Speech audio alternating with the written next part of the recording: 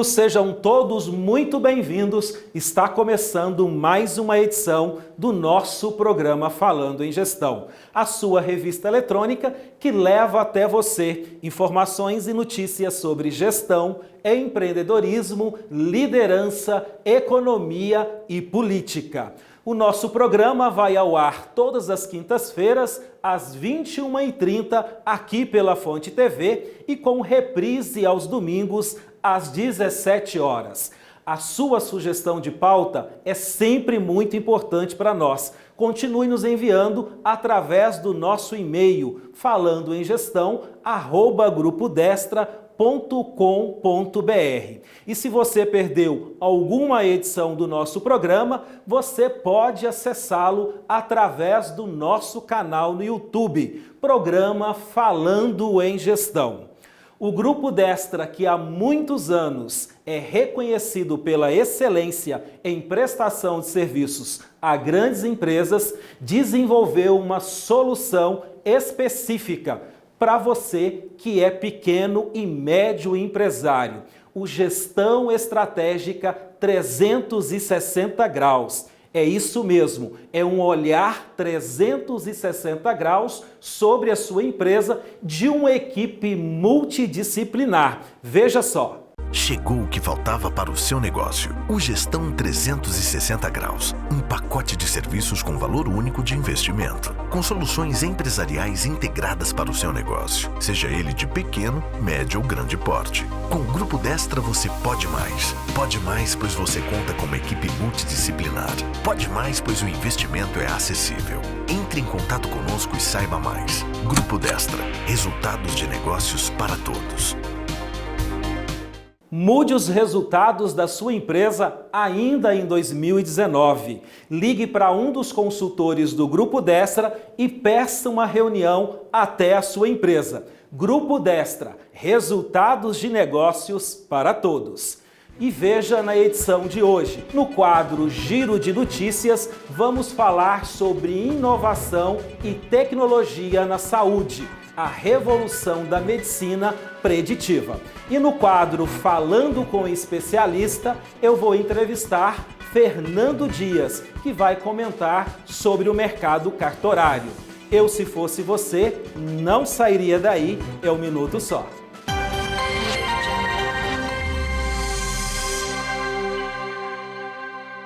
Você pode contar com o Grupo Destra, que oferece soluções empresariais integradas a partir de uma gestão 360 para a sua empresa, seja ela de pequeno, médio ou grande porte, com serviços de contabilidade, gestão e negócios, desenvolvimento profissional, transações corporativas, auditoria, estruturação societária e assessoria jurídica. Grupo Destra, resultados de negócios para todos.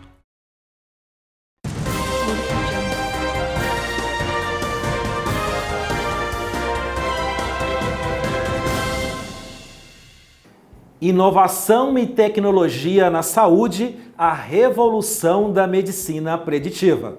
O mercado talvez não tenha compreendido de forma profunda e ampla o impacto que a tecnologia na saúde e a revolução dos dados gerará, tanto na estrutura de custos quanto na forma de fazer tratamento e prevenção de doenças. Segundo a consultoria global Gartner, até 2020, 40% das pessoas poderão cortar seus custos de saúde com a ajuda de rastreadores fitness. Um tipo de dispositivo vestível graças a um acompanhamento mais inteligente e em tempo real, de suas informações individualizadas e de recomendações de atividades que evitem problemas futuros. Dispositivos que monitoram a frequência cardíaca podem garantir que usuários se engajem em um programa de saúde com a intensidade e duração que não seja somente mais útil, mas como também efetiva, explica a consultoria. Mas os monitores são apenas o primeiro passo para uma visão global da tecnologia na saúde, que conduza a uma postura mais proativa na gestão individual da saúde. é a combinação da medicina preventiva e da medicina preditiva, garantindo muito mais qualidade de vida para a pessoa, gerando uma redução de custo para todo o sistema de saúde. Lembrando que a medicina preventiva é aquela direcionada a evitar que doenças sejam desenvolvidas. Mas a tecnologia na saúde abriu espaço para o desenvolvimento de outra modalidade, a medicina preditiva. Todas as doenças que são causadas principalmente pelos maus hábitos e por hereditariedade podem ser identificadas com anos de antecipação com a análise das informações clínicas do paciente. No futuro, a tendência é que cada indivíduo tenha um registro pessoal de saúde, no qual, sob o seu poder, estarão todas as suas informações médicas registradas ao longo da sua vida nos mais diversos pontos de atendimento nos quais tenha passado. O mais importante é agregar inteligência aos dados, graças às análises e engajamento do usuário. Essa combinação garante um autocuidado mais efetivo e, consequentemente, uma redução dos custos ao setor. Com a integração dos dispositivos pessoais e esses sistemas de análise, a medicina preditiva ganhará ainda mais força e, consequentemente, poderemos ter uma redução do adoecimento da população. É a tecnologia prestando serviços em todas as áreas da vida humana. E no próximo bloco, no quadro Falando com Especialista, eu vou receber o tabelião Fernando Dias e vamos conversar sobre o cenário cartorário. Eu, se fosse você, não sairia daí, é um minuto só.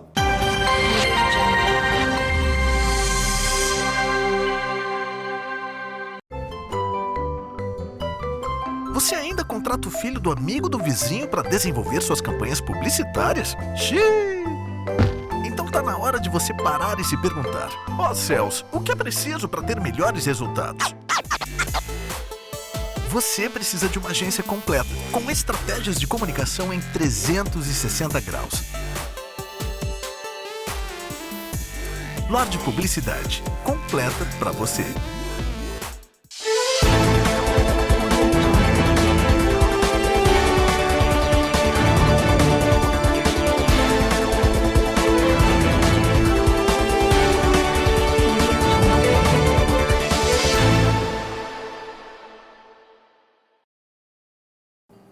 No quadro Falando com o Especialista de hoje, eu estou recebendo Fernando Dias, que vai comentar sobre o mercado cartorário.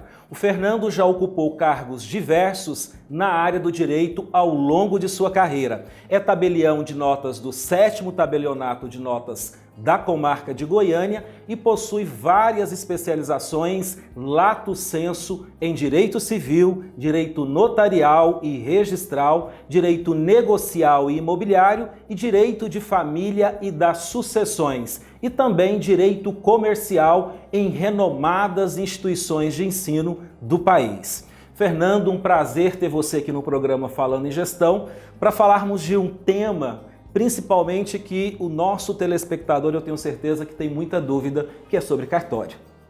Ederson, primeiramente, muito obrigado pelo convite. Quero dizer que o prazer é todo meu, é uma honra poder estar aqui hoje falando junto com você e junto a todo o seu público.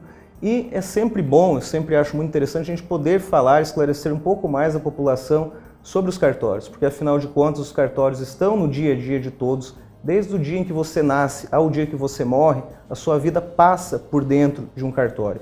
Então, é um prazer enorme poder tirar algumas dúvidas e poder esclarecer um pouco mais sobre a nossa atividade. Maravilha, Fernando. Nós sabemos que os serviços de cartório têm, a maioria das pessoas, né? Ela tem uma visão um pouco míope do papel do cartório. Eu queria que você esclarecesse um pouco mais para os nossos telespectadores, de fato, qual que é o papel dos cartórios no Brasil e, principalmente, em Goiás, como que está realmente esse mercado?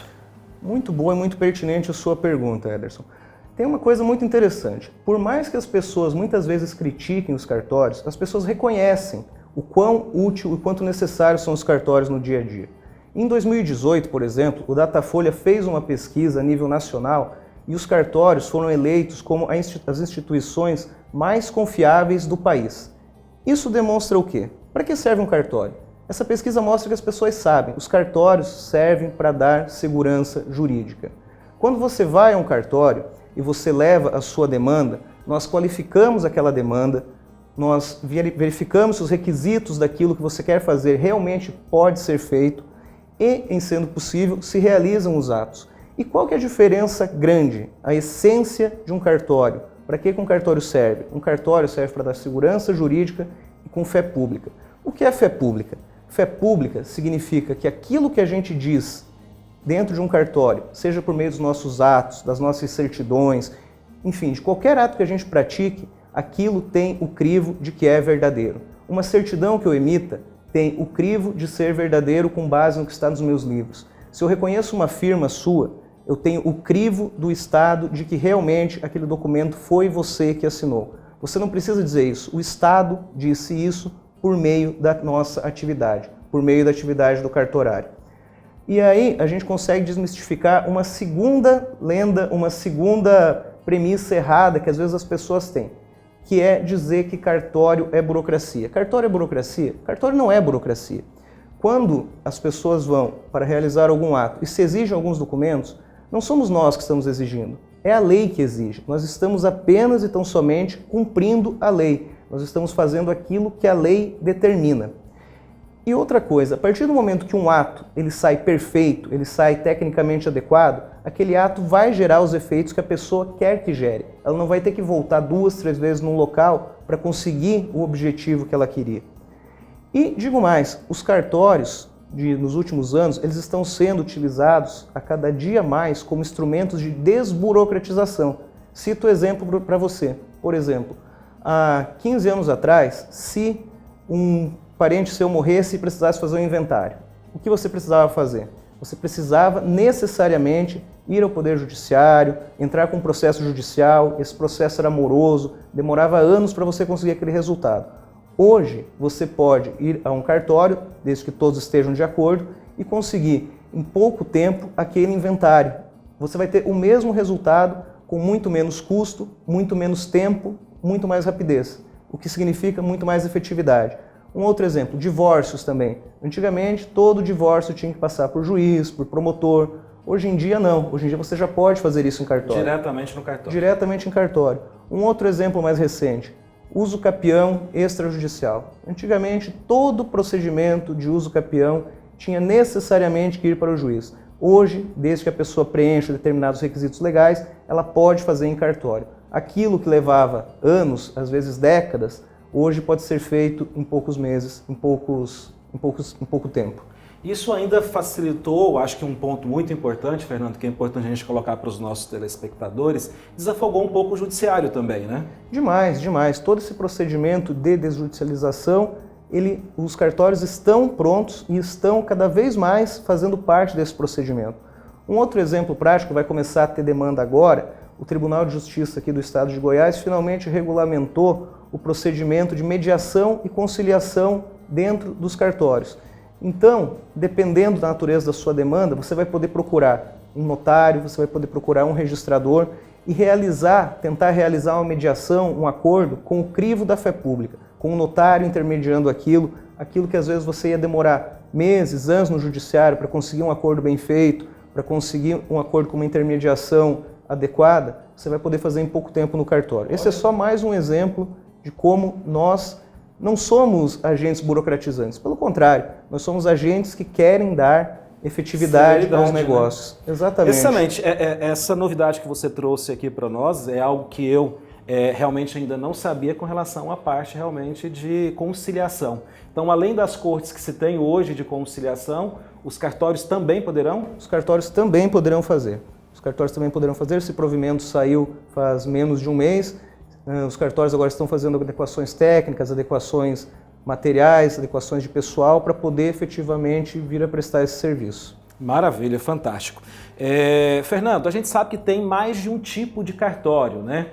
Fala para os nossos telespectadores hoje quais são esses cartórios, porque a gente vê o tabelionato de nota, você vê o registro de imóveis, qual que é a diferença desses cartórios? Muito interessante essa pergunta, porque no dia a dia popular a gente fala simplesmente cartório. Exato. E quando se fala cartório, se tem um grande leque de atividades. Você tem, por exemplo, o registro de imóveis.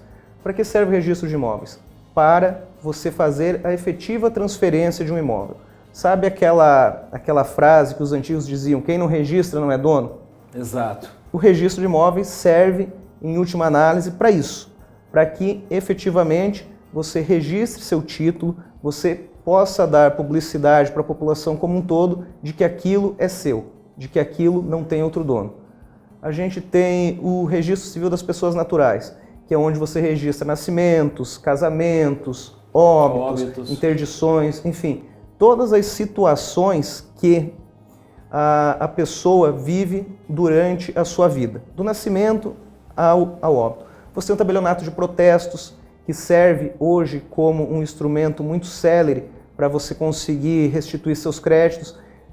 Inclusive, hoje em dia, os órgãos públicos estão utilizando o tabelionato de protesto para cobrança de dívida ativa. Sim. Antigamente, isso é outro exemplo de desjudicialização. Exatamente. A gente vê que hoje a Prefeitura de Goiânia, a própria Secretaria da Fazenda, no momento em que o usuário ele não paga os seus tributos, ele já está sendo protestado, né? Isso, e posso lhe garantir, mesmo não sendo um tabelião de protesto, que o êxito das cobranças via protesto é maior do que era judicialmente.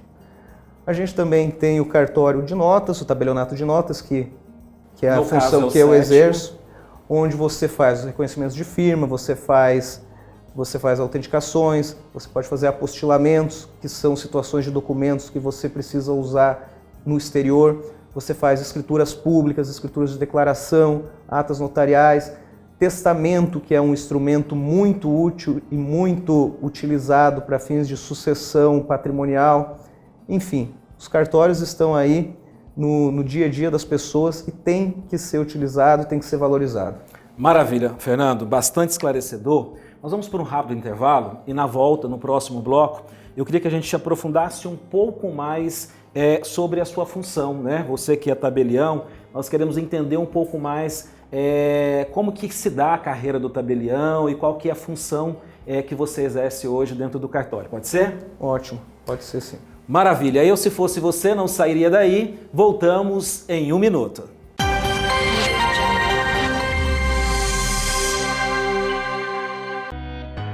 Oferecemos soluções completas para condomínios com um sistema que integra segurança, acesso, manutenção e comunicação.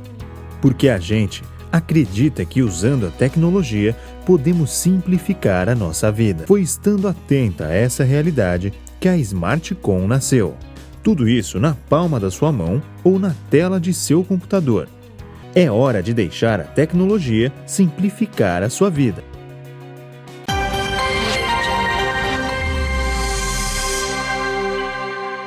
Olá, estamos de volta com o quadro Falando com Especialista e hoje eu estou recebendo o tabelião Fernando Dias. Fernando, eu gostaria que você falasse para os nossos telespectadores como que se dá a carreira do tabelião e principalmente qual que é o papel do tabelião dentro do cartório. Eu acho muito interessante essa sua pergunta, Ederson, para a gente até tirar uma lenda que às vezes as pessoas ainda têm na cabeça, que é de que cartório passa de pai para filho. Isso não existe mais. Hoje, se você quiser ser notário ou registrador, você precisa passar num concurso público de provas e títulos. E, aliás, final desse ano, no máximo começo do ano que vem, aqui em Goiás vai ter um novo concurso. Vai ter mais um concurso? Vai ter mais um concurso. Será só para cidades do interior, porque todos os cartórios aqui da capital estão providos de forma correta, mas haverá vários cartórios no interior que poderão ser providos e se você que está nos assistindo é bacharel em Direito, você vai poder concorrer nesse concurso de forma ampla. Como é a nossa atuação no cartório?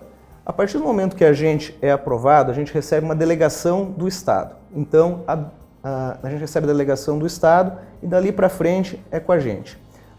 Desde aluguel de sede, contratação de funcionários, a administração do cartório como um todo é nossa. Nós temos que dar Nós somos fiscalizados pelo tribunal quanto à corretude dos atos que a gente faz.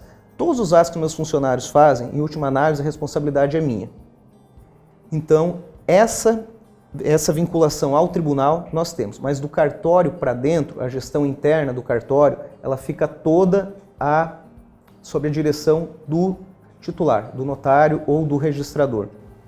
Uma coisa que é importante, inclusive, dizer para os nossos telespectadores, e a gente sabe que muitos empresários nos assistem, nos acompanham aqui, é muito diferente a atividade do cartório, até porque toda a atividade ela é feita na pessoa física do próprio tabelião, né? Exato. Essa é outra confusão que às vezes as pessoas fazem, de querer entender ou querer tratar o cartório como se ele fosse uma empresa. Não. Toda a responsabilidade é pessoal do tabelião. Nós temos uma atividade que nos exige muito e traz uma responsabilidade muito grande. É verdade, é uma responsabilidade grande e eu vejo muitas pessoas comentando e achando que as taxas cartorárias são muito elevadas, só que as pessoas não têm assim, a mínima noção do que está por trás daquelas taxas, porque na verdade há uma grande incidência de imposto também dentro das taxas que são repassadas aos cofres públicos, né? Isso. Praticamente mais de 40% do que você paga em cartório não fica com a gente. São taxas que vão ao Estado, que vão à Assembleia Legislativa, Defensoria Pública, Ministério Público, vários órgãos do Estado. Eles cobram essas taxas de fiscalização, nós simplesmente repassamos essas taxas. Essas taxas são necessárias para o bom funcionamento do Estado, mas às vezes elas podem passar a falsa percepção de que tudo aquilo que entra no cartório fica para o cartório, que não é verdade. Que não é verdade, ou seja, existe um repasse e ainda aquilo que de fato é do cartório ainda passa por uma tributação muito pesada porque é na pessoa física. Exatamente. Né? Fernando, eu queria agora que você falasse para os nossos telespectadores, porque nós sabemos que as empresas têm passado por mudanças muito radicais. E não é diferente também com o cartório. Eu conheço lá a estrutura do 7º tabelionato e até gostaria que a produção colocasse as cenas do cartório para que o nosso telespectador realmente pudesse perceber a estrutura que você tem lá. E eu queria que você falasse principalmente qual que é o maior desafio que se tem hoje quando se fala em gestão cartorária. Eu diria que o maior desafio é manter a qualidade dos nossos serviços. Isso começa porque, antes de mais nada, nós temos uma formação de direito, a gente não tem uma formação de administração. Então, depois que você entra em um cartório, que você é aprovado no concurso, que você começa a desenvolver esse lado um pouco mais de gestor. E os cartórios como um todo, isso não só aqui em Goiás, como no Brasil como um todo, eles estão sim focando cada vez mais em gestão. A ANOREG, que é a Associação Nacional de Notários Registradores, ela premia anualmente os cartórios que se destacam quanto à sua gestão. O CNJ, que é o Conselho Nacional de Justiça, que é um órgão federal que também nos fiscaliza, ele incentiva que os cartórios adotem práticas modernas de gestão. A Corregedoria Geral aqui do Estado de Goiás, esse ano, ela também está incentivando que os cartórios participem desses programas, dessas premiações relativas à gestão e, inclusive, está parabenizando os cartórios que conseguem essa gestão. No 7º, faz 2 anos que a gente consegue receber a premiação máxima nacional com relação à nossa gestão, que é o Prêmio Diamante do PQTA. Essa premiação ela se dá através de pontuação e aí você tem os níveis. Isso. Existem 3 níveis. Existe o bronze, o prata, o diamante e o ouro. 4 níveis. 4 níveis, perdão. E nos últimos 2 anos a gente conseguiu essa premiação máxima. Não só nós, alguns outros cartórios aqui em Goiânia também conseguiram essa premiação. Eu acho que é visível para a população local as mudanças que a gente teve nos cartórios nos últimos anos com relação às sedes, qualidades de atendimento, não só no nosso, eu reconheço os demais cartórios da cidade. Hoje Goiânia está muito bem servida com relação a isso. E a gente vê o incentivo cada vez mais dos órgãos que nos fiscalizam a que não só os nossos atos sejam materialmente adequados, mas que o atendimento ao usuário seja adequado. E isso a gente busca todo dia. E esse é o desafio diário que nós temos. Excelente, né? Eu acho que a preocupação com o usuário, com o atendimento, com a qualidade do serviço, realmente é algo que faz com que a satisfação desse usuário ele seja realmente plena, né, quando ele sente que está sendo bem tratado, que está sendo bem atendido. E a gente percebe muito isso lá no 7º tabelionato. Parabéns pela gestão. Muito obrigado. Fernando, tem uma outra pergunta que quando nós colocamos aqui que estaríamos falando sobre cartório, nos veio algumas perguntas dos nossos internautas e uma delas é o seguinte: muita gente tem dúvida se um cartório é um órgão público ou uma organização privada. É bem interessante esse questionamento. É assim, há duas relações de cartório. O cartório ele é uma delegação pública exercida em caráter privado. Tem uma previsão legal, inclusive, que está na Constituição, que é o artigo 236, que ele fala isso. Os cartórios são delegações públicas exercidas de forma privada. O que significa isso? Significa que nós recebemos a delegação do Estado, por meio do concurso, como eu falei antes, que nós devemos, o Estado nos fiscaliza para ver se os nossos atos estão corretos, mas a gestão do cartório para dentro é nossa. Ou seja, os funcionários que eu contrato são responsabilidade minha. Se eu vou colocar o meu cartório na rua A, na rua B, é responsabilidade minha. Os prestadores de serviços que eu vou contratar são responsabilidades e opções minhas. Mas a corretude dos atos pode ser fiscalizada pelo Estado. Em última análise, nós somos uma extensão do Estado. Nós dizemos que nós damos fé pública para aquilo que a gente realiza. Essa fé pública é do Estado. O Estado nos delega isso. É uma delegação. É uma delegação. E do cartório para dentro, ele existe como se fosse uma empresa, com o gerenciamento do titular, com o titular escolhendo todos os detalhes internos. Nesses pontos, o tribunal não influencia. O tribunal não vai dizer para mim se eu tenho que ter 10, 15, 20, 30, 40 funcionários. Quem decide esses pontos sou eu. Fernando, nós estamos caminhando para os momentos finais do programa e eu gostaria de franquear aqui um espaço para que você pudesse estar convidando os nossos telespectadores para conhecer o 7º tabelionato. Eu tenho certeza que serão muito bem atendidos e deixar claro aqui para os nossos telespectadores quais são os serviços que hoje são oferecidos lá no 7º tabelionato. Bem, o nosso cartório, o 7º tabelionato de notas, ele fica localizado na Avenida Mato Grosso, 187, setor Campinas, paralelo a Castelo Branco. Nós prestamos todos os serviços de tabelião de notas, ou seja, autenticação, reconhecimento de firmas, escrituras, pactos antinupciais, testamentos, enfim, nós prestamos todo esse leque de serviços e, para quem ainda não nos conhece, fica convidado para nos fazer uma visita e conhecer toda a nossa estrutura. Maravilha. Fernando, eu quero te agradecer muito a sua participação aqui no programa Falando em Gestão e dizer para você que quando tiver uma novidade que vai de fato aí trazer algum tipo de contribuição aos telespectadores, né, à sociedade, você venha aqui trazer para nós, venha nos apresentar, venha falar sempre sobre esse assunto que, de uma forma geral, está sempre realmente envolvido na vida diária das pessoas, tá certo? Eu agradeço demais o convite, Ederson. Posso vir e teria o maior prazer de vir outras vezes. Inclusive, quem sabe numa próxima vez eu possa falar de um sistema que está chegando e vai revolucionar e muito a prestação de serviços notariais, que é o sistema do e-notariado, que é um sistema que está chegando para todos os tabelionatos de notas do país, onde você vai poder fazer os seus serviços, boa parte desses serviços, diretamente da sua casa. Mas isso a gente, olha só, assim que tiver devidamente implantado, a gente pode ter uma conversa sobre isso aqui também. Maravilha, combinado. Eu vou te esperar aqui para a gente falar sobre esse assunto então. Muito obrigado, Fernando. Eu que agradeço. E eu termino o programa de hoje com a seguinte frase: as pessoas podem duvidar do que você diz, mas elas acreditarão no que você faz. Até o próximo programa e um grande abraço.